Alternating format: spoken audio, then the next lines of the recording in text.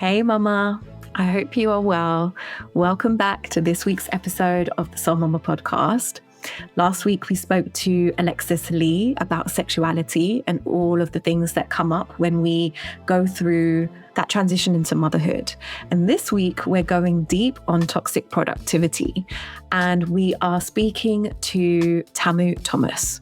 TAMU Thomas is a transformational life coach, a former social worker. She specializes in helping women achieve work-life harmony by aligning with their nervous system for holistic well-being. Her book, which is coming out in March, published by Hay House, is called Women Who Work Too Much: Break Free from Toxic Productivity and Find Your Joy. It offers groundbreaking insights to help women liberate themselves from the systemic pressures that create an environment where we have to overwork, overfunction to survive, where we need to navigate workplace stress and the unequal burden of emotional and domestic responsibilities. And so from as long as I've known Tamu, she's had this gift of being able to call out and name the things that often we find hard to speak about. On her Instagram account, she's constantly bringing truth to power, just saying the things in a way that really help us to stop, listen, and take account for the changes that we want to make. And so the whole idea around toxic productivity, I think, really takes up another notch when we think about women of color specifically navigating motherhood, because there is this need to prove, there is this need to not become a stereotype. There is this need to almost all over deliver, which I think is ancestral, I think it's societal, and we go into all of these things. And so this conversation is a real juicy one where we start to unpack, what does it mean to kind of walk through life carrying those burdens, and how can we actually put them down and let them go and reclaim our energy and move through life in a way that's going to be much more empowering from a nervous system level. And I think that's one thing that Tamu brings, is this wisdom and knowledge about somatics and our nervous system, so that we can actually do this from a really deeply embodied place, not just from a theory mind space. So I really hope you enjoy this conversation. Without further ado, here's Tamu. Welcome, Tamu, to the Soul Mama podcast. It is such a pleasure to have you here. How are you doing today? I am very well. I'm very happy to be here with you. That's like lifted how well I am to not just well. I'm going to be exquisite. I am exquisite now that I am here in your company. I love that. So I wanted to give the listeners just a sense of how you and I have connected in the past. We've had the benefit of collaborating on works in the past, but also being at events where really deep things have unfolded.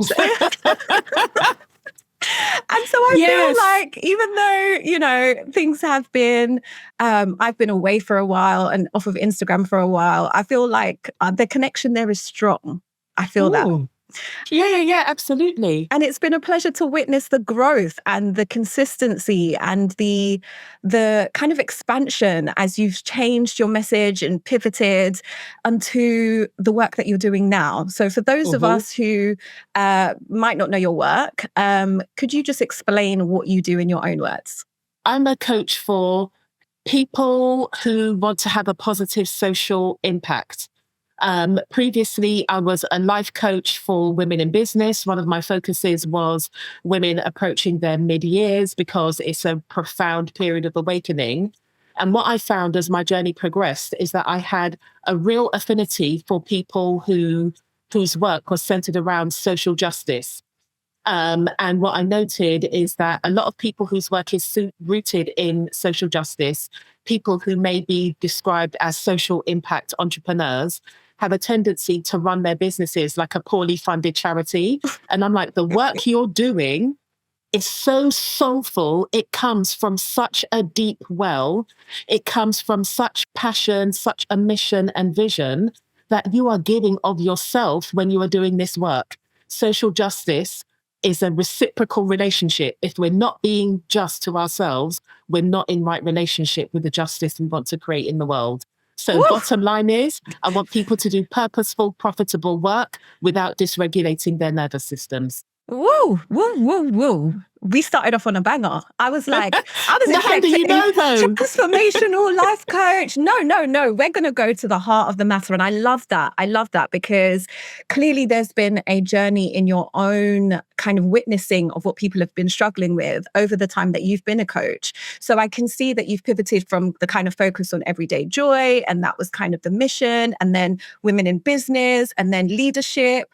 And now there's this kind of thread with the patterns that you've been seeing that these women have been struggling with, in the sense of yourself, yeah, with this sense of how do you balance your passion, your drive, your moral values, your perspectives on the world and your lived experience, with the fact that often, unfortunately, that is not well paid, and so therefore leaves us at a deficit in terms of our energy, which then compromises the way that we show up for the work that we're so passionate for. And I really feel that in my own journey as well. You know, I took a hiatus from Soul Mama because it was too much to juggle with the way that I wanted to show up in my motherhood. And for me, I was like, why do I have a brand that's talking about motherhood if it's compromising me showing up for the children that I have here right now, because of the juggle of the necessity of having to show up in a particular way. And now coming back into it, I'm able to kind of see that and see where there's space for more balance, and see where there's patterns and things that I've internalized in my own psyche around what it means to work and mother and show up in the best way for myself and for my family. When I learned that this was going to be like your newest expression into the world, tell us the title, please. My book is called Women Who Work Too Much, Break Free from Toxic Productivity and Find Your Joy. And it's out on the 5th of March. Amazing. And congratulations. And I really want to hear about how that journey of writing and getting to that point has actually been for you personally. But when I learned that you were focusing in this way, it just felt like it was full circle, because some of the work that we had spoken about when I originally came into one of your memberships was all about the misunderstanding people have about rest and the necessity for it, and the need for it to be built into any kind of healthy, balanced lifestyle that you're living, whether or not you're trying to produce financial success or business success, or just show up as a good mother in your home, right? It's like we need to have these reserves that we can come back to daily, not just when we're in crisis. And so to see that kind of message being carried on in this way, I was like, yes, Tabu, you've taken the baton and you're running with it. And it feels really good. And so speak to me a little bit about what toxic productivity is and what moved you to write this book in particular. Well, toxic productivity in its simplest form is an obsessive, compulsive need to be productive all the time. So when I talk about toxic productivity, people default to work. And that's where it shows up a lot, because from the moment we entered the education system at the age of 4, we have been conditioned to be productive all day long, and been taught that if you're not productively using your time, if you're not growing constantly, if you're not doing constantly, then you're not a productive member of society. Your value is reduced if you're not giving your whole day away to a system. And it's preparing us for the world of work, where we give ourselves away in exchange for money, which quite often doesn't meet our needs. And when it does, we're so hooked on the allure and the thrill and the seduction of being productive all the time, we don't have the space or capacity to enjoy the fruits of our labor. And it also shows up as that friend who you go to her house, before you've put your drink down, she's packing up, she's clearing it away, she's loading the dishwasher. It's that thing where people are like, oh my gosh, this is really lazy. I don't deserve this. I haven't worked hard enough to be able to have this restful time. It's a need to prove yourself and your value through the actions you take in service of everybody and everything other than yourself. Creating a life where you schedule in naps, where you go for beauty walks, which are restful and connecting and grounding, and you just take in the beauty of the world. That's lazy, that's frivolous, that's self-indulgent, that's high maintenance. If you're going for a walk, you better be going for a walk, because you're going to get your best ideas whilst you go for your walk. You can record that walk. That walk can become some of your social media content. So you can tell people, when you take care of yourself, you will be able to be more productive. So it's just this pervasive need to keep going to output. But the important thing is in service of other things and other people, so they can tell you you're good enough. So it's that deep desire for validation and for a sense of feedback and love that what you're doing is enough and that you are enough and that you're worthy. It's And codependency. it's that codependency. There are so many women who I see, even in the things that we've, decided to do for leisure. We've gone on a play date with the kids, or we've gone abroad, and the physical inability to be present. And I don't know if this is what you're speaking to as well, but just the I can kind of see the cogs spinning in their brain and in their physiology of like, okay, cool, we've done the thing that we said we were coming to do. Now let's get the kids, pack them up, let's move them to the next thing. And I'm like, wait, the kids are having a moment. Can we just pause and let them do what we're... And it's like, on the one hand, what I'm hearing you describe, and maybe what some of the listeners can attest to, is that this is the messaging that we've been taught to believe is what creates success. Yeah. If you look at the Michael Jordans and all of the kind of successful people and documentaries and books and, sound bites that we get bombarded with on a daily through Instagram and social media, it's like grind. Like when he's sleeping, I'm working. When he's working, I'm working. It's that level of like, this is what it takes to create an extraordinary life. Otherwise, what you get is the dregs of whatever's left for society. And we all know that that's not enough. So I feel like it's this internal belief system that we internalize, that if we allow ourselves the space to have restful periods in our day and we're not full foot to the throttle every single day, we don't get to benefit from the level of success that we deeply desire. That is the outward projection.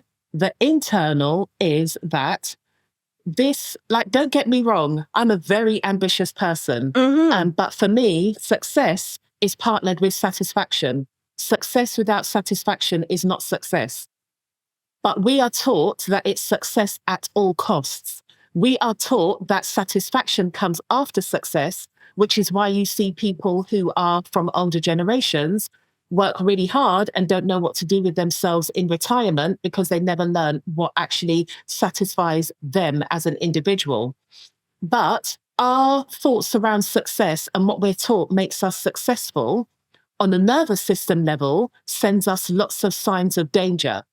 So you've got to wake up. You've got to do this urgently. It's got to be done really quickly. You're only as good as your last thing. You've got to beat this other person. You've got to keep working. We've got deadlines to meet all the time. If I don't do this, I'm not going to have money. I'm going to lose my edge. My livelihood is going to be compromised. And also the people I associate with, the people I'm friends with, the people that form my tribe, my community, I will be rejected by them.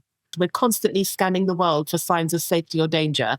Our skill of neuroception is in part what made us the most dominant species on this planet. So if you think about a deadline, I need to be motivated. Most of the time when we think about things like this, we are activating our sympathetic nervous system, which is fine. Our sympathetic nervous system serves a purpose. We're not just supposed to be all chill and parasympathetic and meditative. We actually need that get up and go. So we're constantly sending ourselves signs of danger that we need to fight. So that's success. Yeah, I'm going to wake up at 5. You wake up 5, I'm going to wake up at 4. You make 1 million, I'm going to make 10. That is that fight energy. Yeah. Or it's flight. I'm running away from poverty. I'm running away from being a loser. I'm running away from being an outcast. And for some of us, we find that really overwhelming. So we go into freeze where we've got all of this activity we want to do, but it's frozen inside. So we have all of these ideas. I'm going to do this. I'm going to do that. I'm going to do the other. But it's costing us so much life force energy. We don't have the energy to follow through. Or there are those of us that just shut down. We can't do it. I'm going to pretend this isn't happening. I'm going to numb myself out. So we're being sent those signs all the time. All of that keeps us lifted out of our body. I liken it to us operating at the very top of our head. Right. Because if we slow down, if we are present, if we are feeling the sensations within our bodies, if we are tracking our emotions and being present with the source of those emotions, And if we are present with what is driving us, a lot of us feel like we're going to fall into some kind of abyss and never be able to get out. Yeah. So a lot of that behavior internally is driven by a fear of being present with the truth, because when we face the truth, we are going to have to decide whether or not we're going to consciously choose to operate in cognitive dissonance and pretend that's okay, or we're going to have to face the fact that this isn't okay, it's not serving any of us, and we're going to need to make changes. And quite often, those changes mean you're going to have to advocate for yourself in a way you haven't before. You're going to have to back yourself in a way you haven't before. You're going to have boundaries, and you're going to have to say to people, I may have operated like that previously, but what I recognize is that it's not just at odds with my integrity and my values, it compromises my needs.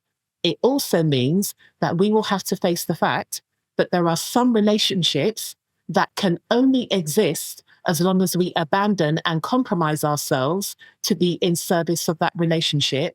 And we are actually going to have the guts to say, these are the boundaries I need to have in place for me in order for us to have a healthy relationship that is rooted in a level of vulnerability that enables us to be intimate. And lots of people find that very scary because we're taught that vulnerability is weakness. So all of that activity, we unconsciously do it because that's what we've been conditioned to do. That's what capitalism, white supremacy, and patriarchy, it separates us from our true selves so that we can leave ourselves in the corner and focus on extracting and commodifying ourselves so that we can look good, so that we can look nice, so that people don't think we're bad. And then, as a Black woman, woman of color, somebody who is systemically and historically marginalized, there are additional layers and factors that impact us, which mean we operate like that even more for our survival. Yeah. When I was hearing you speak about that, I was thinking about the generations before us, specifically those of us who've come from immigrant parents, who've come from parents who've, had to come and work and survive in a hostile environment, and the ways and patterns that would have been adapted, physiologically to survive such hostility at that time. And so a lot of us, I think now, we kind of look at that generation and think, okay, they've done the hard graft so that we can kind of gain the benefits and we can kind of access all of the success that they paved the way for, not realizing that we've actually inherited a lot of that way of being and way of responding with the world just through the ways that we were raised and the messaging that we had. And also on a DNA level, the lack of rest that they would have given to themselves will show up in your actual cellular DNA, right? There's scientific proof of that now. So I think there's a tension there between, the acknowledgement that we perhaps don't have it as hard as our forefathers and mothers, but there is still this sense of fight, flight, freeze that we're experiencing on a day-by-day basis, which hasn't seemed to have lessened. In fact, it feels like it's actually increased because we actually have the language and we have the awareness. And so people are much more aware of these things in a way that previous generations didn't even have the space or time to even name. It was just like, we just got to keep it moving, right? Yeah. So speak to me a little bit about that relationship, the generational patterning, and how you see it changing for our generation versus that of our parents. Well, it goes even deeper than our parents, immigrant parents, coming to a hostile environment. They came to this hostile environment because Europeans made our environment hostile. So if you think about the science of epigenetics, which is what you were speaking to, and it talks about the 7 generations, my mother, my grandmother, my great-grandmother were born in colonial Sierra Leone. So they were born into colonialism. They were born into pervasive messages that they were secondary citizens in their own country, continent of origin. They were told that white people were coming to civilize them, to show them how to live properly, because everything they did before was savage, barbaric, null and void.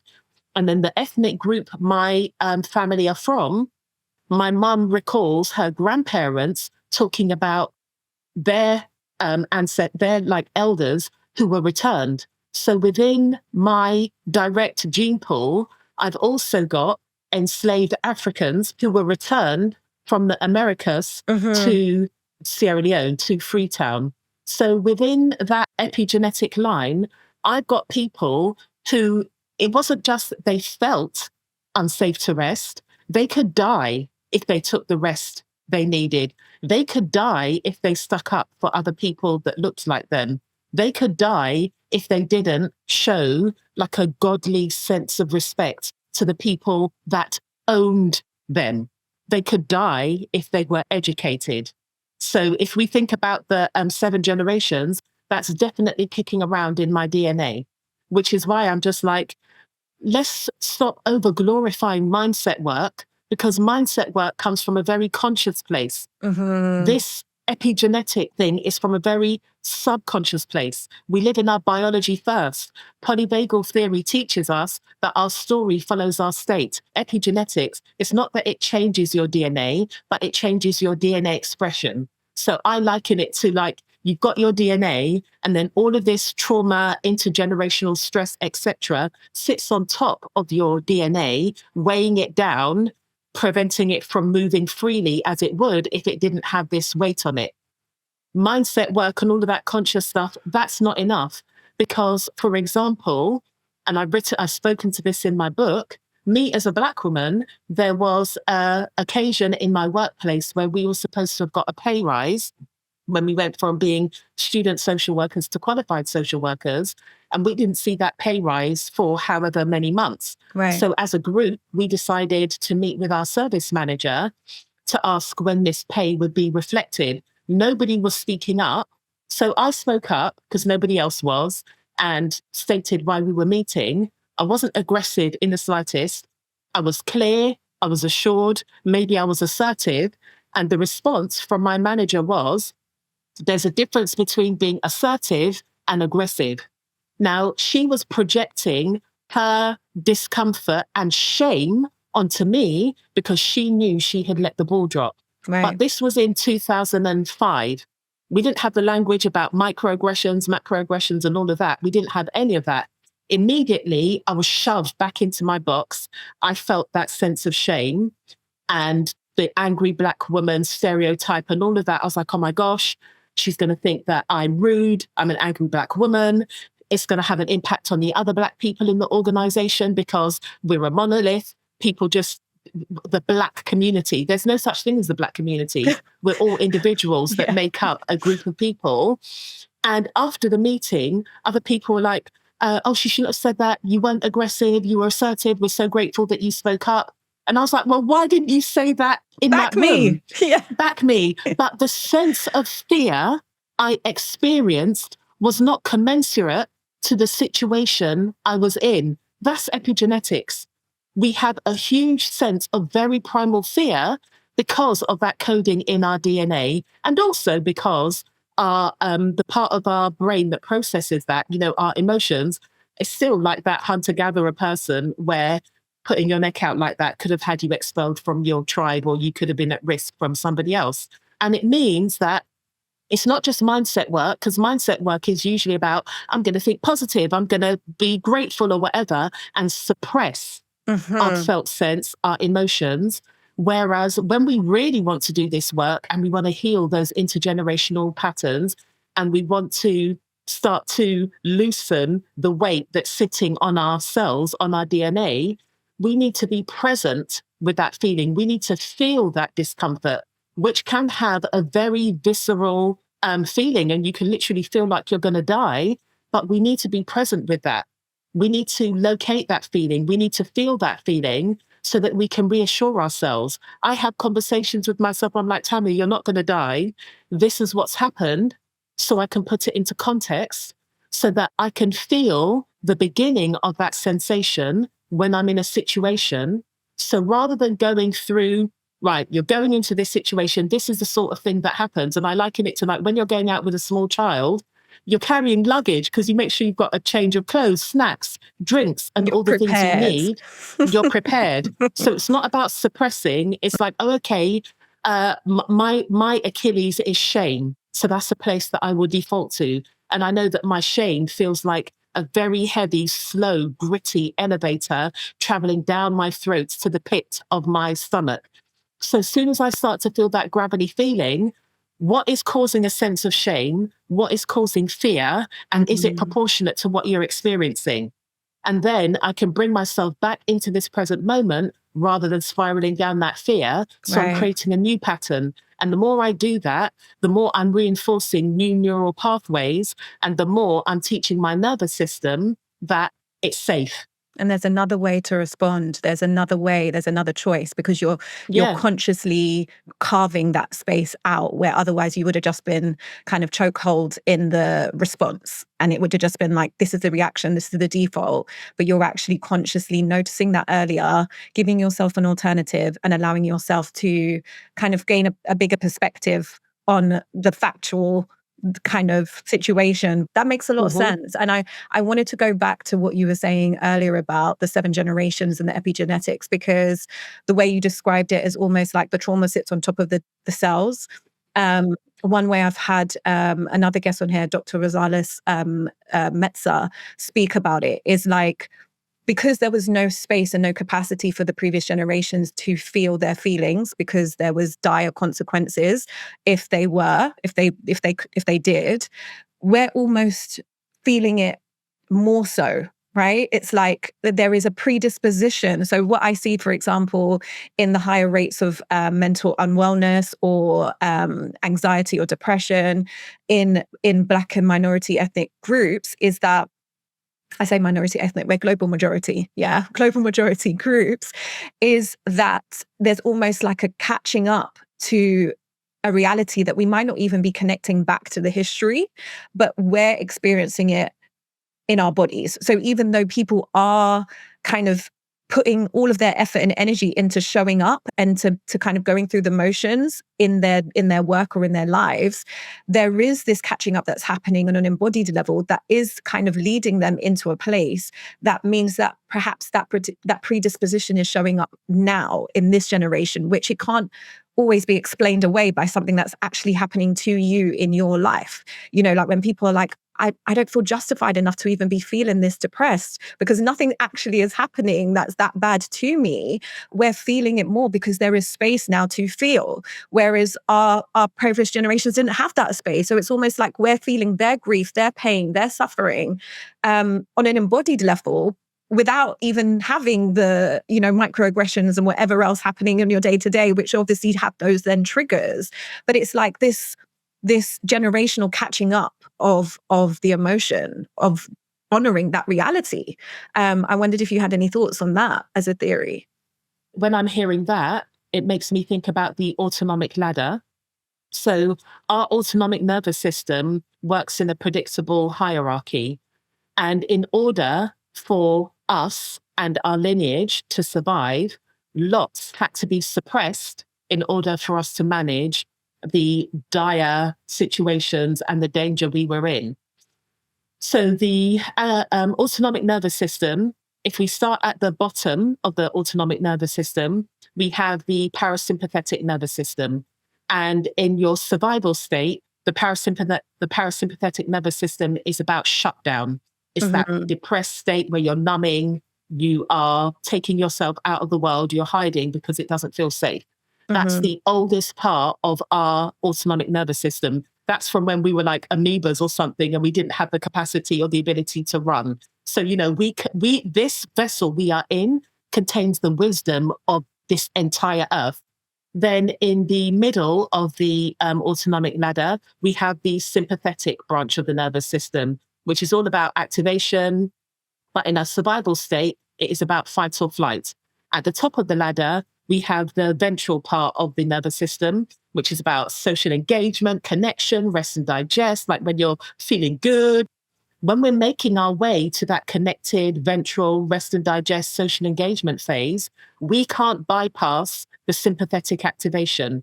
You have to go through that sympathetic activation to get to that ventral space.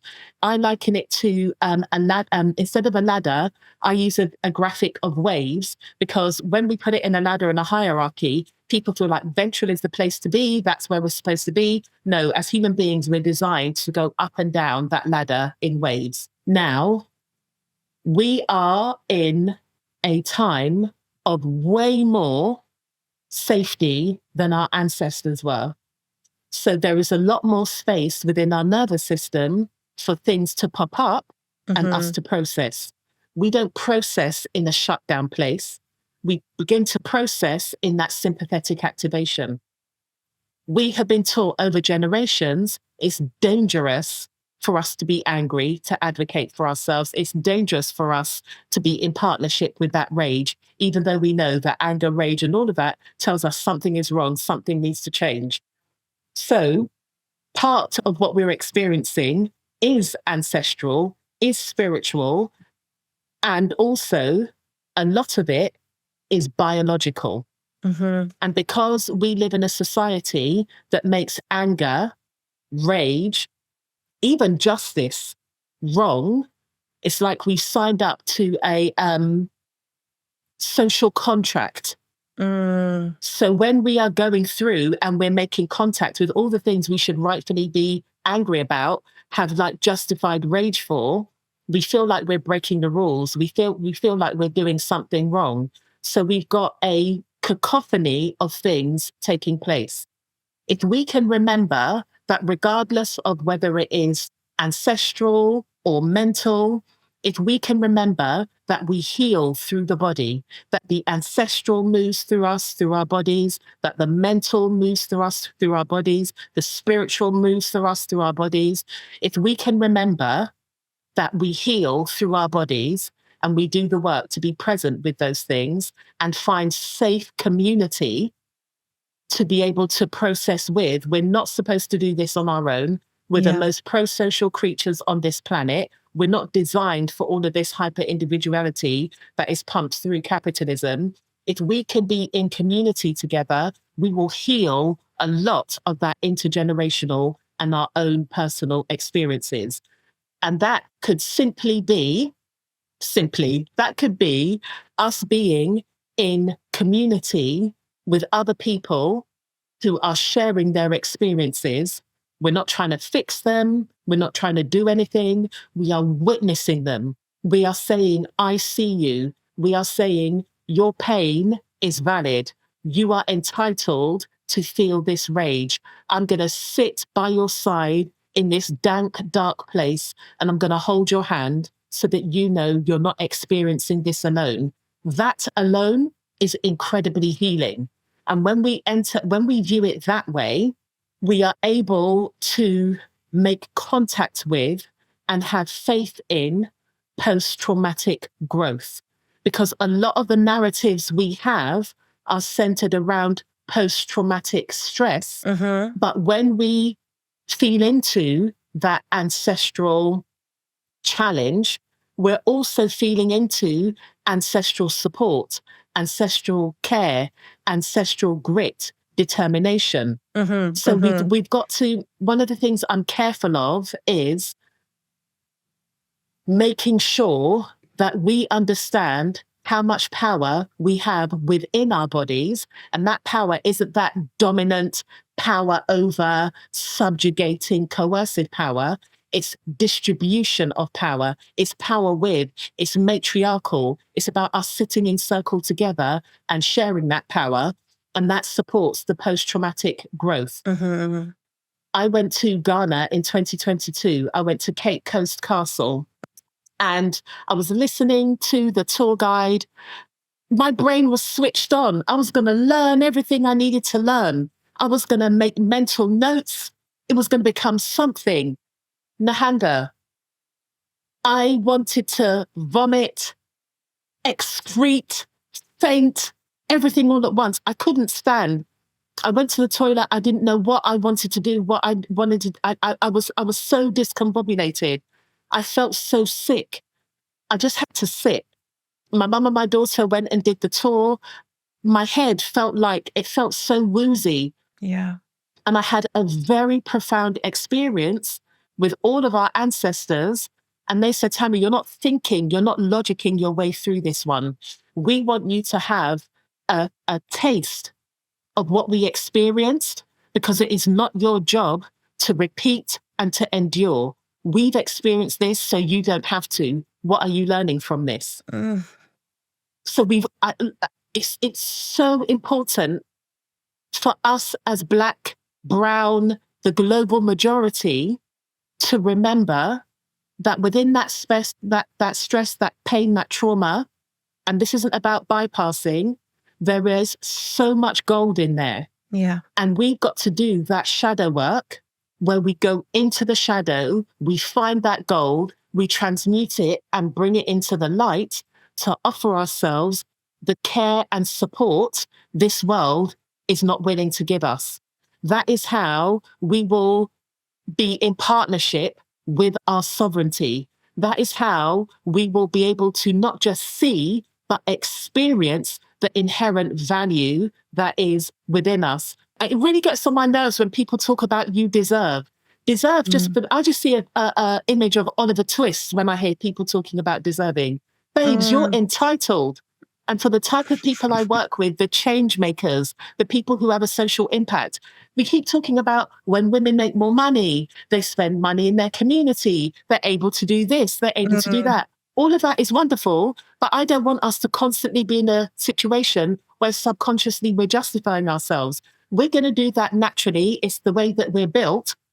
Also, if you want to make cute money so that you can buy the type of house you want to buy, make that cute money. If you want to make cute money so that you can shop in the vegan farmers market that only gets local produce, you make that money. If you want to make that money because you want to educate your children at home and you want to buy in support because you're not very good at maths and you want to be able to support your children in a holistic way, you do that. The moment I realized why I need my money to be the way I need my money to be, I felt free to go out there and create that income, create that wealth for myself, because I wasn't justifying it. I'm entitled, and I don't have to justify that I'm going to make the world a better place. That is imprinted within my DNA. People that come from backgrounds like that, us, invariably, we are so conscious about what it is to suffer. We naturally want to do something about it. Nature will take care of that. Conscious mind will bring money so that I can buy cute trainers and roller skates. Thank you very much. Whoa. I can feel the force where it's like you're connecting all of these things and the importance of really reprogramming our mindsets around what we've been taught to believe and accept, but also kind of challenging the ways that we've been taught to overcome it. So, not having to overthink our way out or having to overprove our way out, but actually finding ways to be with. And one of the things that I'm noticing, especially in the work that I do, I feel like motherhood becomes the gateway to a lot of these deeper embodied truths that perhaps people have got away with suppressing because they found the job and they found the position and they're working their way and they're making their money. And then either through trying to conceive and having struggles or through pregnancy or childbirth or postpartum or motherhood, there is this kind of breaking down of those external validations, which has become to be props for our identity. And you're with the very real reality, which is I am responsible for this next life. And actually, I'm still living in a society that I can see as unjust and perhaps unsafe.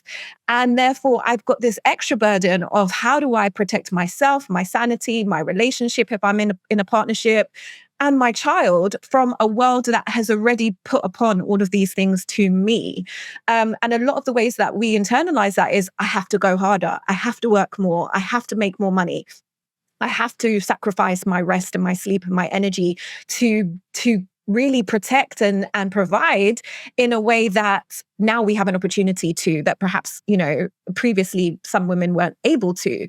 So I feel like there are all of these multifaceted, like intersections of which we're we're conflicted in how we show up in the best way. It's like, okay, you said, healing could look like being in community and being with another person where we're able to feel that grief. And I was thinking, unless you've paid top money to find a retreat where people are dedicated to that type of healing, it's not like that's just around the corner, like what most women I know. I'm going to push against.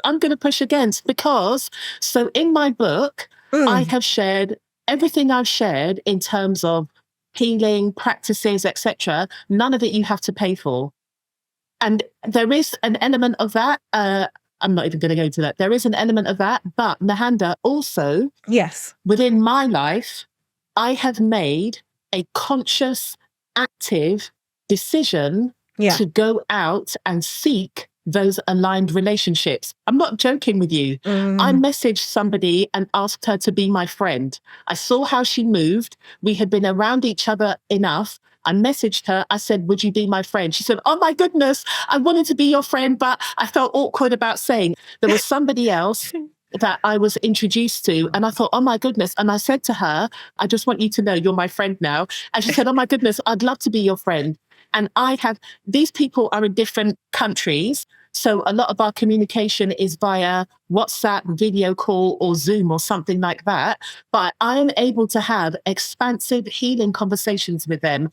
I'm able to say, I'm dropping in a voice note. I just need to process. I don't necessarily need a response. But if anything comes up for you, please do share that with me. All I did was pay the vulnerability tax to be able to create that sort of intimacy. But Tammy, that's not easy. That is not easy. I love Why that is it so easy for us to pay big money, right? Why is it so easy? I'm not saying that is easy. What I'm saying is that I know most of the women that I'm serving, they are feeling really isolated, especially in that kind of early phase of motherhood where everyone else is at work. Like there is no one coming to check for you. It's not like in the days where our parents had friends round and people would come and spend time. People are in their life, in their lane. And so, yes, it takes a conscious effort to kind of be able to look out and to cultivate that intentionally and be able to say, that would be a really lovely person to spend some time with. I really appreciate that person's energy. But when you're in the thick of it, you just notice the absence of the village. It's like, where was this village? Where are the people who I thought were my friends, who I thought would actually come and show up and be here and actually spend time? It's like, unless you have the privilege of having friends who are going through each of those stages with you, to have the capacity to even advocate for that for yourself takes a journey to even get there. It does. And we have to take 100% radical responsibility for ourselves, right? So if we're thinking, where's the village? Make the village, because when you're in that mentality, you're putting yourself in victim consciousness. Things are happening to me, blah blah blah blah blah. When I had my child, fortunately for me, I had friends who had a child around the same time, so we rolled together. And also, the other thing we need to remember is that relationships aren't stagnant. And sometimes we have to tell ourselves the truth that our relationships either need to evolve or they're not spacious enough for our evolution. So we need to start seeking relationships that are spacious enough for our evolution.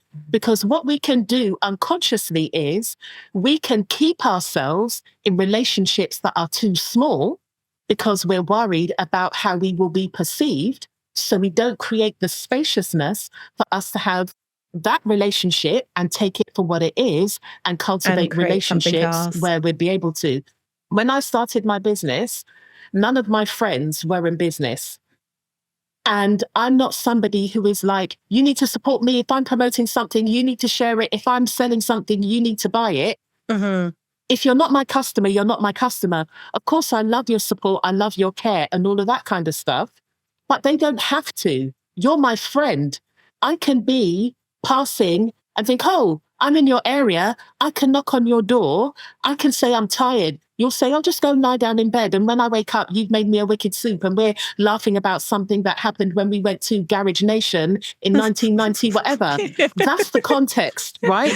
Yeah. When we set up our friendship unconscious agreement, it wasn't that you were going to be my biz bestie. It wasn't going to be that you were going to be my biz champion.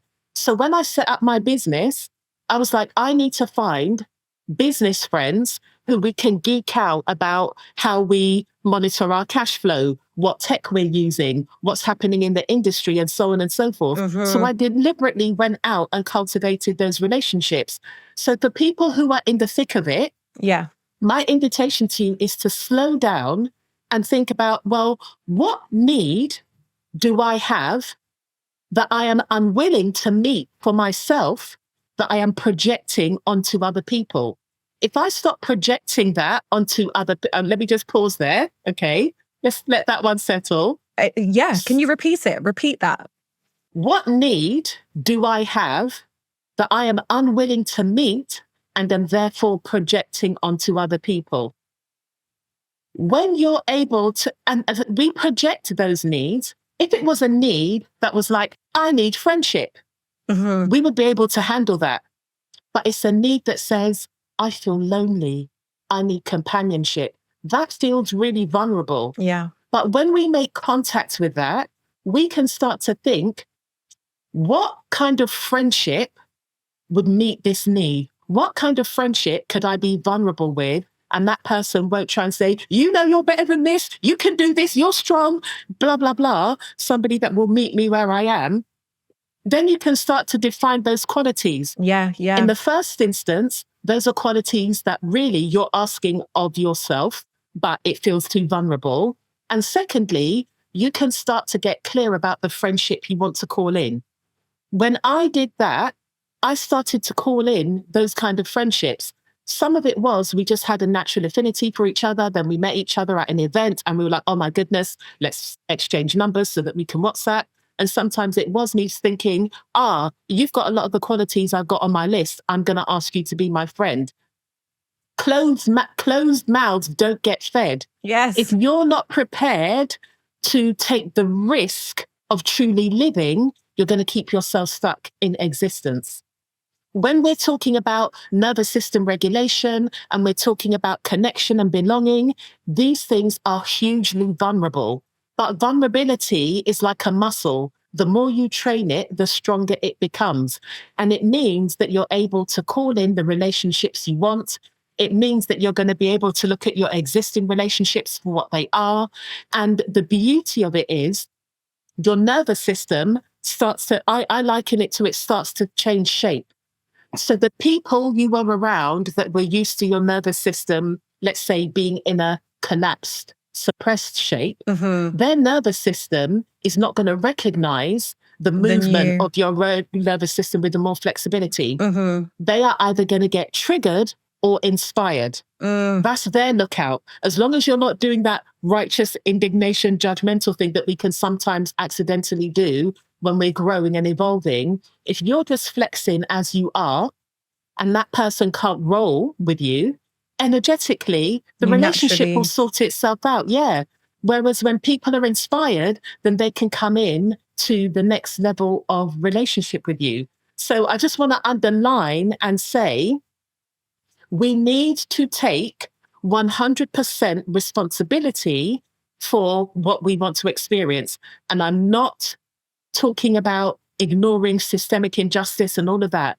But the things that we have control of, we need to do that. And a good resource is to go onto YouTube and type in Conscious Leadership Group 100% Responsibility, and they will break down what it means to take 100% responsibility. And I hope that when you watch that video, you will think it is a supreme honor for me to take 100% responsibility. Yeah. So thank you for sharing that link. I'll make sure that there is a link to it in the show notes for anyone who wants to go and do that. And it sounds like you have needed to personally walk this journey for yourself because you've been solo parenting your daughter for a long time. And that often comes with the expectation that you are going to need to do more, that perhaps it's more necessary to be in your masculine because you are also being provider and, protector for your child. And what I've heard is that it makes women who feel like their sole responsibility is being carried for their families, that they are less able to be in that softness, less able to be in that femininity. And so I wonder how you've navigated that personally, having the charge of bringing in the money and the security for your family, but still also advocating for your needs, your wellness, your balance, your peace. How have you personally navigated that? Once I understood how the nervous system operates, it's like life rolled out the red carpet. So I wouldn't even necessarily talk about it in terms of being in your masculine or your feminine, because like we need the parasympathetic and the sympathetic branches of our nervous system, we need the masculine and the feminine. What I realize and what I think people often mean when they're talking about the masculine is being in that fight or flight energy. And Yes. I definitely, I lived in, I was like bouncing between fight, flight, freeze, fight, flight, freeze. And I would yank myself out of freeze with fight. Like that was I'm going to motivate myself. I'm going to get going. Once I realized, so I don't talk about balance, I talk about harmony, because there are times when I talk about, like I say, life is Nessun Dorma. In Luciano Pavarotti's Nessun Dorma, you've got those beautiful dulcet tones, it rises, it flows, then you go back to those beautiful dulcets, and then you have that beautiful big crescendo at the end. Yeah. I was just living in the crescendo, so it just sounded like a racket. And once I realized I was living in that crescendo and my living in that crescendo was because of this notion of balance, which means I've got to do everything everywhere all at once. When I realized on my own. And you know what? Because of my DNA imprinting, I think I would have operated like that. Even like I know that I made partnership hard when I was in partnership, because I never felt safe to be supported, to be and held. to receive that. Yes. I hadn't seen that. I hadn't felt it. I hadn't experienced it. But once I realized that it's about harmony, that there are some times that work is going to require more, and that's okay. There are some times that parenting is going to require more, and that's okay. But my priority is always parenting. So if the work needs more, but there's something that really needs me within the parenting, the work is going to get put to the side. Right. I was able to organize my life in that way. And I was able to organize the self-care, the rest, and all of that kind of stuff to be able to support me. I remember January 2009, I was sitting crying in my boss's office because my daughter was in childcare for long hours. And I was saying, it's so unfair. I'm making her work full time. That's not her choice. And my boss said, you must tell me. And so we organized flexible hours so that I could take my daughter and whatnot, so she wasn't out of the house for such long hours. So it was a lesson about stating my needs, asking for help. And then I remember looking at my child and thinking, you're always getting the dregs of like, I'm having to like really scrape up the energy for you. I don't want to scrape the energy for you.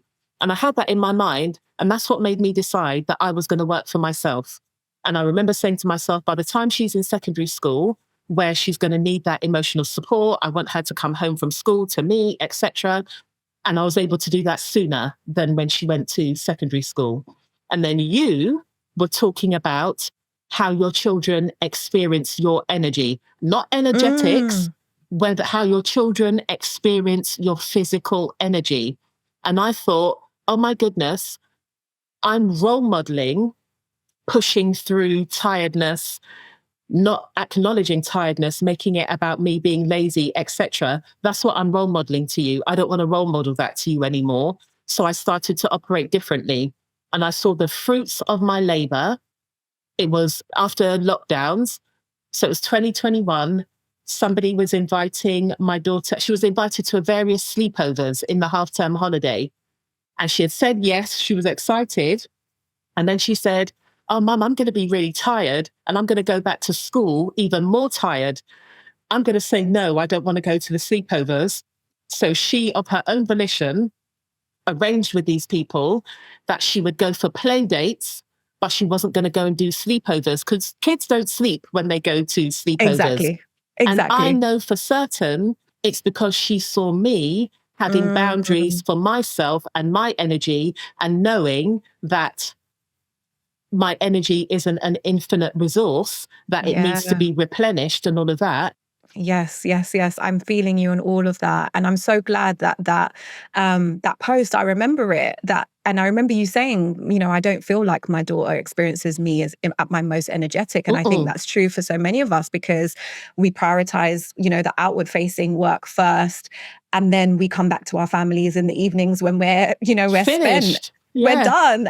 I've prioritized a lot of our quality time as a family and a lot of that energy to being upfront with my children. And it still is experienced by them. My daughter's 8 now, but she was saying to me the other day, I can't believe she's 8. Yeah, 8 and 5. And she was saying to me, I still feel like you work more than you play. And I was like, you know what, at this stage of life, that is true. And there is a reason for that. But it doesn't mean that I don't value the time that we have together and that I won't make more time available for us to spend that quality time together. But it was also acknowledgement to me where it's like, even I don't feel like I work as much as I want to work, and that was still being experienced from her perspective as not enough. And so it's given me a lot of room for thought in terms of just like the framework and what we're teaching in terms of the amount of time that we give to work and energy that we give to work versus the results that we want to see in the world versus the change that we're trying to impact versus, our own passion and vision for our lives. And so it's a big ask for women and mothers to be able to find that harmony around, okay, all of those pieces. How am I showing up in ways that serve all parts of myself, as well as my children, as well as my family? Like all of those pieces are never going to be served. There is nothing in nature that is completely served by anything. It just doesn't work like that. So I think that we have to reduce the expectations we have of ourselves. And sometimes, like, I'm saying all of this, but sometimes it's a damn mess. Sometimes it's chaos. And I'm like, do you know what? That's how it's got to be. Sometimes it's a case of, I was supposed to do this piece of work for clients, but I couldn't do it. That's how it's got to be.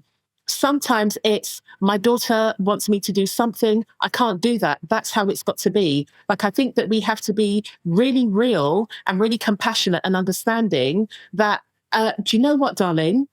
In order for you to have the environment to play, mummy needs to do this work right now. It's true. Like that's how it's got to be. Yeah. And I also want us to recognize that another reason why we're never going to have we're never going to have all of those things in place, because that's just not how nature functions.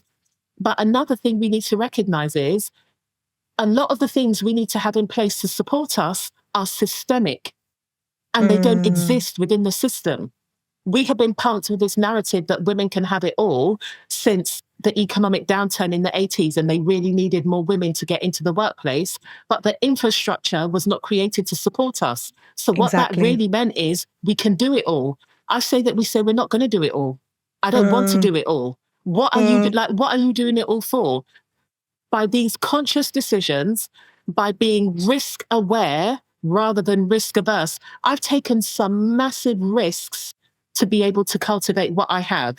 We're not going to be able to create the world for ourselves that we want to experience without taking risks.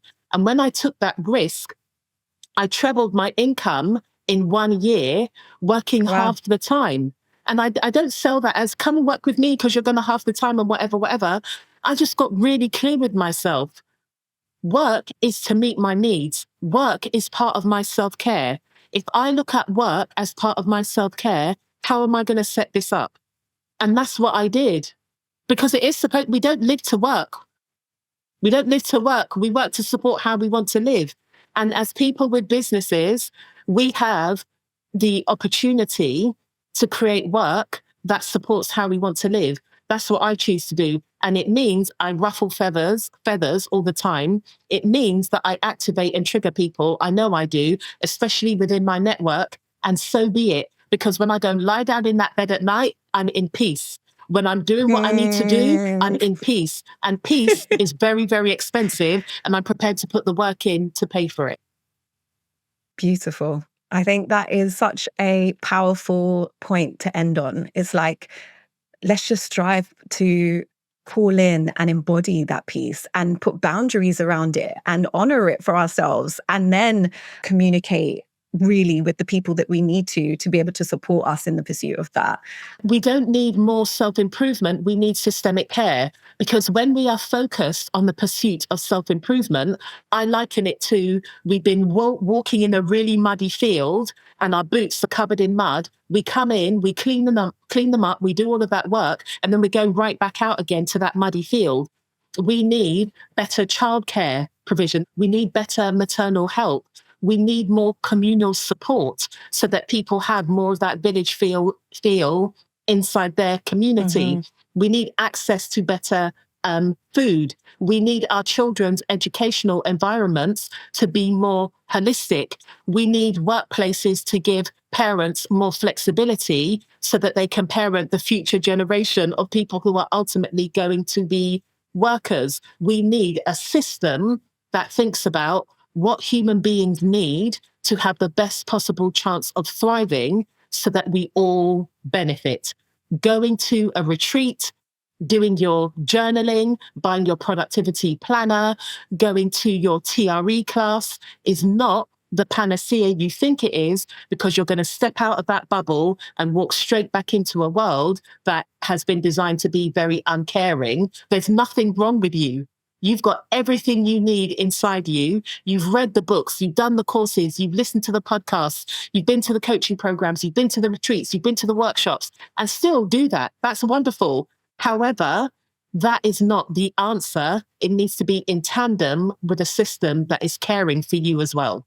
And I guess that comes back to the understanding that a lot of those things where we don't have the responsibility to be able to change, but we can advocate for those things, and we can create as much of that capacity in the intentional ways that we set up our immediate communities as possible, right? Yes, and we can choose to relocate to places that feel kinder to our nervous systems while we're doing that, which is also part of the thing that I've started to realize. It's like certain places have a higher charge on productivity, whereas other places you can afford to be a little bit freer. So there is still agency within what you've described, because I don't want people to get that sense of, well, that's exactly why we're suffering.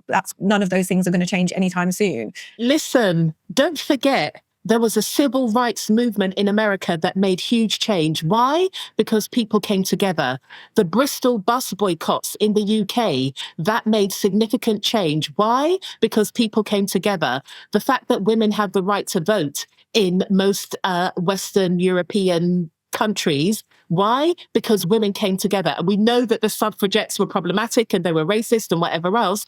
But what we have to remember is that change can happen. To make systemic change, we need collective movement. We don't do it. It's not the hero's journey. It's the community journey. And so, Tamu, for people who've heard this and perhaps are wanting to connect with you, to follow your work and your journey, and to hear more about the book when it comes out, where can we find you and where can we connect with you online? The place that I show up most regularly is Instagram. So come and find me at tamu.thomas, TAMU.THOMAS on Instagram. And you'll find the links about what I'm up to on my Instagram.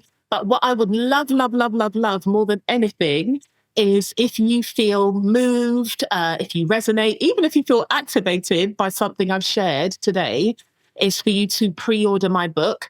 Pre-orders are very essential, particularly for new authors, and I'm a new author. And for people who pre-order, they will get access to my Be Your Nervous System's Best Friend course, and also a really lovely Be Your Nervous System's Best Friend guided meditation and body scan as a gesture of thanks for your faith and your trust in buying the book before it's available. Right, so I've got a website for my book, womenwhoworktoomuch.co. If you go there, it's got all the links. So wherever in the world you are, As long as the book is being published in your country, you'll be able to order the book from there. And I want to say, loads of my people have all sorts of feelings about Amazon, and I get it. I truly do. And this is where we live in the matrix, and sometimes we need to play in the matrix. If you could buy it from Amazon, that really helps in terms of bestseller charting, Yes, of etc. course. And I'm out here trying to make a bestseller for us. So if you could, but there are also other retailers that you can buy from. So yeah, come to my Instagram, my events, the work I do, everything, you'll find it there. Beautiful. And it was such a pleasure reading your book. It's jam-packed with embodiment practices and small micro changes that you can make on a daily basis, which is what I really love. I'm sure people can get all of the goodness when they click on the links. Yes. But it was really just refreshing not to have this quick fix, like do this one thing and have much time and you will see a transformation. It's like, no, these are mindset shifts, body shifts, nervous system shifts that happen gradually, intentionally, repeatedly over time. And so if we can walk away with just that as a message, I feel like it will set us all in good stead. So thank you so much. There is one question that I haven't asked you that I do ask all of my guests. And that is, what is one gift that you would give to mothers who are listening to this and perhaps are in that place of nervous system dysregulation and are just like, I just need that piece that you're talking to? What's the one thing that they can walk away with today? Your children don't need perfection. They need you as your true, authentic self.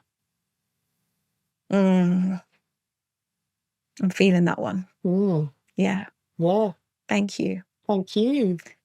It's been a pleasure, and we will definitely support this book to being the bestseller that it deserves to be. I think the more people who have this knowledge and this awareness and can start to internalize this journey and take responsibility, the radical responsibility that is necessary to move from being victims into that sovereignty and into that peace, I think the better. So Thank you, TAMU. It's been a pleasure. Much. Thank you. Take care. Bye. Thank you so much for listening. That conversation with TAMU really made me think. I really feel that the toxic productivity mantras that we've just been bombarded with as women, specifically as women of color living in the West, raising our families here, is so deeply embedded in the history and the narratives that we have come from generationally. And so to really give ourselves permission to break free from that and to recognize that so much of what we carry, this inner voice, this inner drive to do more, to be more, to prove more, so much of that is not ours to own. So much of that comes from the societal conditioning. And those are the systems that really need to take responsibility to change. Yes, there are things that we can do, and TAMU speaks to that in her book, which I definitely recommend that you get a copy of when it comes out. There are links to all of the things that TAMU mentioned in the show notes too. So remember to go and check that out on www.soulmamajourney.com. But just really give ourselves that space to understand and disentangle what is other people's and what is our own. How do we want to show up? How can we show up in a way that's sustainable and powerful and gives us the energy that we need as we navigate this life moving forward? So thank you again. If you have any questions or if there was anything that came up for you and you'd love to chat and get some support, you can hit me up on Instagram on DMs. My Instagram handle is @soulmamajourney. Again, links to everything in the show notes. I always love hearing from listeners what you've taken away, what you found challenging, what you're going to take away and go and do. So whatever it is, hit me up in the DMs, and I look forward to chatting to you again next week. Peace, blessings, stay healthy, stay blessed.